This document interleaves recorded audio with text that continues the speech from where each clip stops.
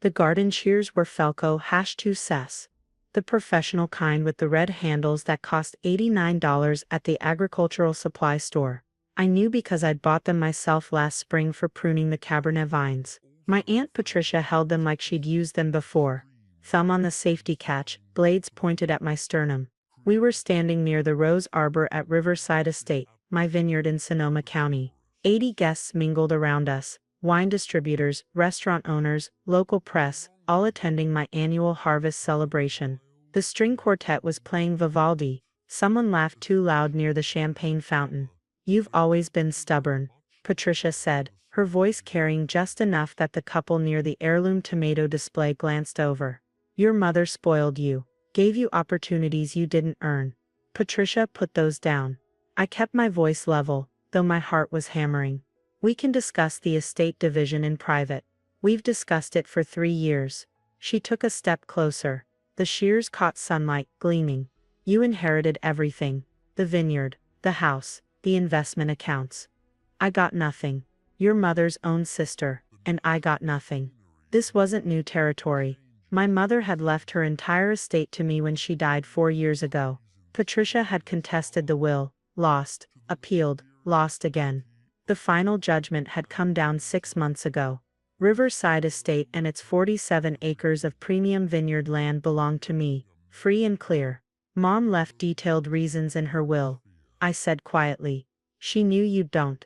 Patricia's face flushed red. "Don't you dare tell me what my sister thought. I raised her children when she was building this place. I sacrificed my career, my marriage, everything, and she left it all to her precious daughter." A few more guests had noticed now. Conversations were quieting. Someone near the food tables pulled out a phone. "Patricia, please." I tried to keep my hands visible, non-threatening. "This isn't the place. This is exactly the place." She raised her voice, addressing the crowd now. "All of you should know, this woman stole my inheritance. This vineyard should be mine. My sister promised it to me 30 years ago. That was a lie. I had the letters, the property records, the business incorporation documents all in my mother's handwriting. Mom had built Riverside from bare land in 1994. Every decision documented. Every expansion planned. Patricia had visited maybe twice a year, always with her hand out. "You need to leave," I said, pulling my phone from my pocket. "I'm calling." She moved fast. The shears came up and then down, and I felt pressure in my abdomen before I understood what was happening. Not pain yet, just pressure, and a weird pulling sensation. And then Patricia was stepping back and there were red handles protruding from my stomach. 6 inches deep should reach your stubborn heart about the vineyard," Patricia announced, her voice clear and calm. She wasn't yelling. She was making a statement, like she was toasting the harvest. "Guests can watch you reconsider ownership." The pain hit then, white hot and spreading, radiating from my core through my entire body. I looked down and saw the shears embedded just below my rib cage, angled upward. Blood was already soaking through my white linen dress. Someone screamed. The string quartet stopped mid-phrase. I dropped to my knees, hands reaching for the shears, then stopping. "Don't pull it out." That was basic first aid. "Don't pull it out or you bleed faster." Patricia stood over me, watching. "Sign the transfer papers and I'll call 911, she said. "They're in my purse. Sign over the vineyard and this all stops." My vision was graying at the edges. I could hear people shouting, running, but they seemed very far away. I needed to stay conscious, needed to make sure everyone knew this wasn't an accident, wasn't a misunderstanding. 2 vineyard workers reached me first, Marcus and his son Tony, who'd been managing the crush. Marcus knelt beside me, already on his phone. "Ambulance," he barked, stabbing at 4725 Vineyard Road. Woman with garden shears in her abdomen, conscious but in shock. "Patricia Hayes." I gasped out, my aunt's name. Patricia Hayes did this. My aunt. She wanted, I coughed and tasted copper. She wanted the vineyard. "Don't talk," Marcus said, but I shook my head. A Sonoma County Sheriff's deputy arrived before the ambulance. He'd been directing traffic for the event. I saw his boots first, then his face as he crouched down. "Ma'am, can you tell me what happened?" "Patricia Hayes." I forced the words out clearly. "My aunt. She stabbed me." Garden Shears. Because I won't sign over Riverside Estate. Each word hurt, but I needed them on record. Needed someone official to hear it. Witnesses. 80 people saw. The deputy was already moving, hand on his weapon, shouting at Patricia to get on the ground. She went willingly, almost peacefully. She's being dramatic, Patricia said as the deputy cuffed her. It's barely a scratch. All this over a piece of land that should have been mine anyway. The paramedics arrived. 2 women and a man, all moving with urgent efficiency. The older woman, maybe 50, with gray streaks in her black hair, took one look at the Shears and swore softly. We're not removing that here, she said. Too deep, wrong angle. Valley Medical has a trauma surgeon on call. How bad? I managed. She met my eyes. Bad enough that you stay very still, and let us do our job.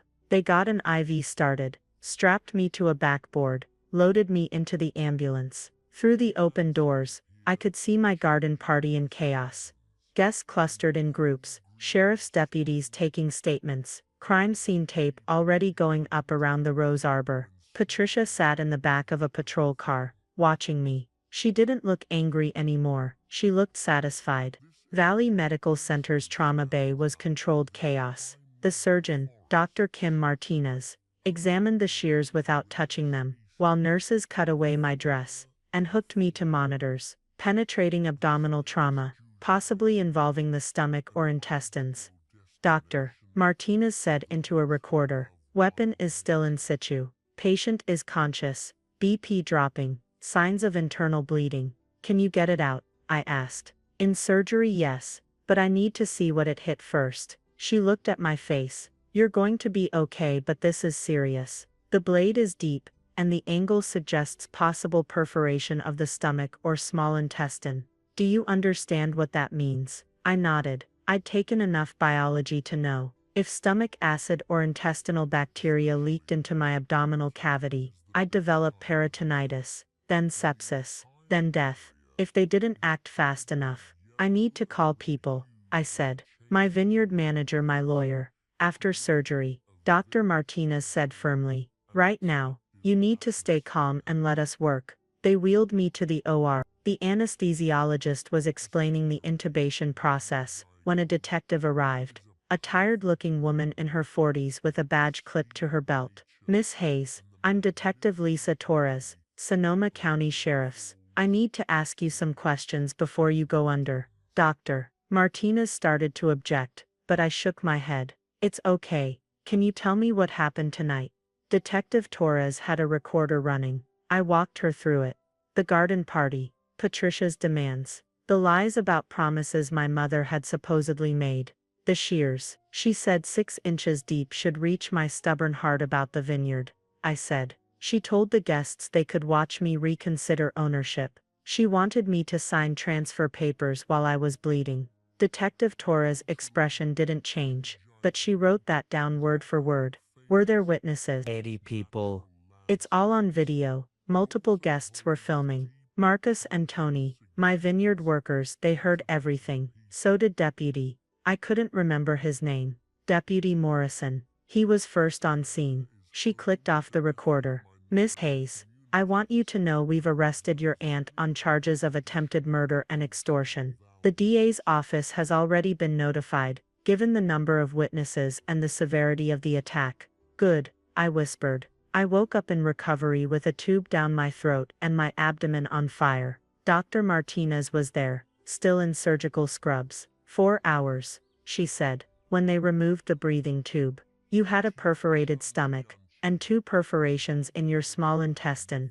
We repaired everything, cleaned out the contamination, started you on broad-spectrum antibiotics. You're going to be in ICU for at least 3 days, and you're at high risk for sepsis. But I'll live. If infection doesn't set in, yes. She pulled up a chair. Miss Hayes, I've been a trauma surgeon for 15 years. I've seen a lot of stab wounds. What happened to you was calculated. The angle, the depth, the location. Your aunt knew anatomy. She knew where to aim. I closed my eyes. She was a nurse. Before she retired. That explains it. Dr. Martinez paused. I've documented everything in detail. Photos, measurements, surgical findings. The police will get copies, but I want you to know, this wasn't a crime of passion.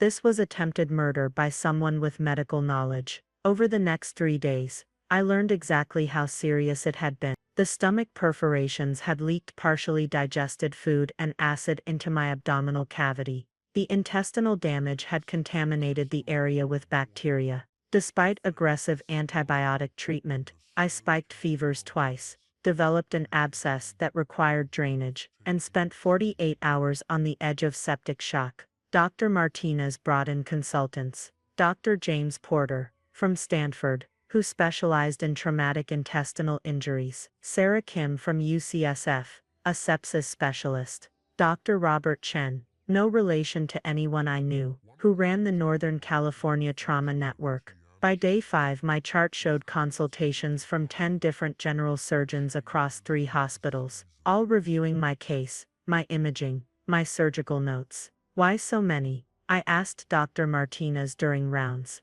Because what happened to you represents a specific type of assault that crosses into territory we don't see often, she explained. Attempted murder by someone with medical knowledge, using a common agricultural tool in a public setting, with extortion as the motive. The trauma surgery community wants to understand the patterns, document the approach, and make sure we're catching similar cases. She showed me the report they'd compiled. 23 pages detailing the attack, the injuries, the surgical intervention, the complications, and the recovery protocol. It read like a medical textbook chapter. This is going to the Northern California Emergency Surgery Network, Dr. Martinez said, and to the district attorney's office as evidence. Detective Torres visited on day 6. I was off the heavy painkillers and could think clearly again. Your aunt is being held without bail, she said. We have witness statements from 73 guests, plus video from 17 different phones. The DA has charged her with attempted murder, assault with a deadly weapon, extortion, and elder abuse. You're technically not elderly, but the power dynamic and family relationship qualifies. What's she saying? That you've been keeping her from her rightful inheritance, that your mother promised her the vineyard, that she was just trying to make you see reason. Detective Torres shook her head. We subpoenaed her financial records. She's in debt for $340,000. Gambling, mostly. She needed your vineyard to pay it off. That made a sick kind of sense. Patricia had always lived beyond her means. The DA wants to meet with you when you're recovered, Detective Torres continued. The medical evidence is overwhelming. 10 surgeons consulted on your case, all documenting that the injury was consistent with deliberate infliction by someone with anatomical knowledge. Combined with the witness statements and video evidence, this is one of the strongest attempted murder cases I've seen. She stood to leave, then paused. For what it's worth, naming her while you were still conscious on scene, that was smart. Your statement to Deputy Morrison and to the paramedics established everything before you went into surgery. A lot of victims don't think that clearly when they're injured. After she left, I pulled up my phone and checked my email for the first time in a week. My vineyard manager had sent daily updates. The harvest had continued despite everything. Grapes don't wait for human drama. The workers had rallied, the distributors had been understanding, and somehow Marcus had kept everything running. There were messages from friends, from other vineyard owners, from people I barely knew expressing shock and support. And there was an email from my lawyer, Henry Voss, with a subject line that read Urgent Patricia's prior attempts. I opened it. Henry had gone through my mother's old papers, boxes I'd kept in storage, but never fully examined. He'd found letters dating back 15 years. Letters where Patricia had demanded money, threatened lawsuits, claimed the vineyard should be hers. In one from 2019, she'd written, "If you don't make this right, I'll make you regret it. Family loyalty goes both ways." In another, from 2021, shortly before my mother's death, "That vineyard will be mine one way or another. You can't hide behind your daughter forever." My mother had documented everything, every demand, every threat, every manipulation. She'd kept records like she kept vineyard logs, meticulous, dated, cross-referenced. At the bottom of Henry's email was a final note. This establishes a pattern of threatening behavior spanning 15 years. The DA will want these. I'm forwarding to Detective Torres. I was discharged on day 12. The incision ran from my sternum to my navel, held together with 47 staples. I had instructions for wound care, antibiotics, pain management, and weekly follow-ups. Dr. Martinez walked me through everything personally. You'll have scarring, she said. Significant scarring. But you'll heal. And you're lucky. The sepsis didn't cause organ damage. Lucky. I'd been stabbed in front of 80 people by my aunt, and barely survived 4 hours of emergency surgery. But yes, I supposed I was lucky. The preliminary hearing was set for 6 weeks out. The DA, a sharp woman named Elizabeth Park, visited me at home 3 weeks after my discharge. The medical evidence alone is damning, she said, spreading surgical photos across my dining room table. 10 general surgeons reviewed your case. All of them documented that the injury pattern was consistent with deliberate infliction by someone with anatomical knowledge. Combined with the witness testimony, the video evidence, and the pattern of threatening behavior your lawyer uncovered, we have enough for attempted murder. What about the extortion charge? That's where it gets interesting. Elizabeth pulled out her tablet. Your aunt demanding you sign transfer papers while you were actively bleeding from a stab wound she inflicted. That's textbook extortion, but it's also premeditated. She brought the Shears with her. She chose a public setting. She made demands before and during the attack. This wasn't a crime of passion. She showed me the timeline her team had built. Patricia had arrived at the garden party an hour early. She'd been seen near the tool shed, where the Falco shears were kept. She'd positioned herself near the rose arbor, away from the main crowd, but visible enough for witnesses. She'd waited until I was isolated. She planned this, Elizabeth said. Every detail. The preliminary hearing lasted 4 hours. Patricia's lawyer argued diminished capacity, family dispute, emotional distress. The judge wasn't buying it. Miss Hayes, Judge Richardson said, looking at Patricia over his reading glasses. You stabbed your niece with garden shears in front of 73 witnesses, caused injuries requiring 4 hours of emergency surgery, and demanded she sign over property while she was bleeding. The court finds sufficient evidence to proceed to trial on all charges. Patricia was led away. She looked at me once, her face empty of expression. The trial is set for next spring. The DA says it's a formality. The evidence is overwhelming. But I'm not thinking about that right now. I'm standing in the Cabernet section of Riverside Estate, looking at vines heavy with fruit ready for harvest. Marcus and his crew are starting the pick tomorrow. The grapes don't care about family violence or attempted murder. They just grow, season after season, turning sunlight into something beautiful. My phone buzzes. It's Dr. Martinez, checking in like she does every week. How's the incision, she asks. Healing. Still looks like a railroad track down my stomach, but healing. Good. And you're coming in for your follow-up next Tuesday. Wouldn't miss it. There's a pause. You know the surgical report on your case has been downloaded by trauma centers across the country. We're using it for training. How to document assault injuries that cross into corporate coercion. How to spot patterns. You might have saved other people by surviving this. After she hangs up, I think about that. About documentation. About evidence. About the careful work of building something that lasts. My mother built this vineyard from nothing. Documented every decision, kept every record. She knew Patricia would come for it eventually, and she left me the proof I needed. I did the same thing. Stayed conscious long enough to name my attacker, made sure the police heard it, made sure it was documented. Patricia thought she could prune me from the family tree, cut away the dead weight, and claim what she wanted. But dead weight doesn't leave 47 acres of premium Cabernet Sauvignon, doesn't employ 15 people, doesn't produce wine that sells for $85 a bottle. Dead weight doesn't survive. I survived, and the vineyard survived with me. The scars will fade, eventually. The vines will keep growing. And next harvest, when we toast the crush, there will be one less person at the table.